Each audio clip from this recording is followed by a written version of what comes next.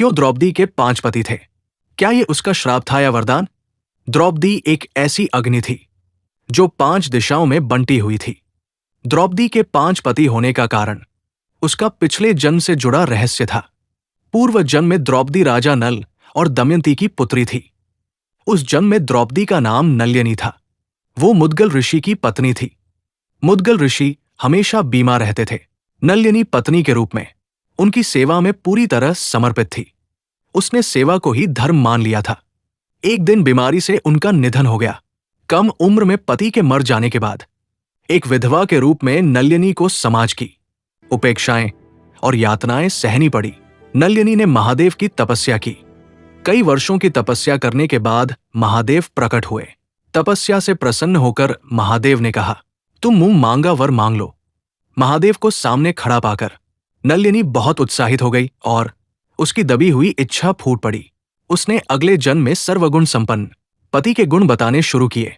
उसने कहा, मुझे अगले जन्म में एक ऐसा पति चाहिए जो वीर हो, धर्मज्ञ हो, बलवान हो, सुंदर हो और धैर्यवान हो।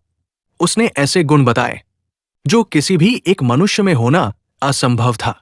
लेकिन नल्यानी अपनी बात पर अड़ी रही।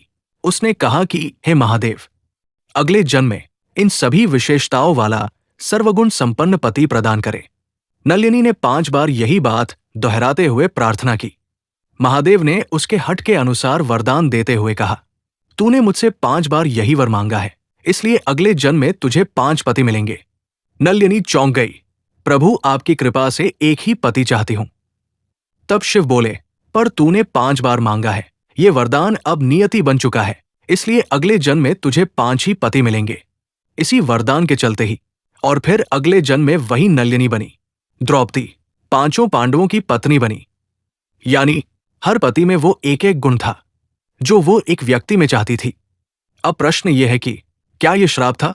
शायद नहीं। ये एक वरदान था जो अधूरी इच्छा का परिणाम बन गया। पर यह वरदान आसान नहीं था। द्रौपदी का जीवन 5 पति के साथ बंटा हुआ जीवन था। प्रेम बंटा हुआ, समय बंटा हुआ, अधिकार बंटे हुए। द्रौपदी को हर परिस्थिति में संतुलन रखना पड़ा। भीम का द्रौपदी से लगाव सबसे गहरा था। वही था जो द्रौपदी के दर्द को समझता था। चीरहरण में सबसे पहले क्रोधित हुआ। दुशासन वध की प्रतिज्ञा ली। द्रौपदी का सम्मान वापस दिलाया। भीम केवल पति नहीं था, वो उसका रक्षक था। जब युद्ध समाप्त हुआ और पांडव स्वर्ग की ओर जा रहे थे, सबसे पहले द्रौपदी गिरी। भीम ने उसे संभालने की कोशिश की, पर वो रुक नहीं सकी। कहा जाता है कि उस अंतिम क्षण में द्रौपदी ने भीम से कहा, अगर मुझे फिर जन्म मिले तो मैं फिर तुम्हारी पत्नी बनना चाहूंगी। सीख, अधूरी इच्छाएं कभी कभी नियति बन जाती है। हर वरदान आसान नहीं होता और सबसे बड़ा सच जो हम बार बार मांगते हैं वही एक दिन हमारा जीवन बन जाता है। द्रौपदी के 5 पति उसकी इच्छा भी थे और उसकी परीक्षा भी।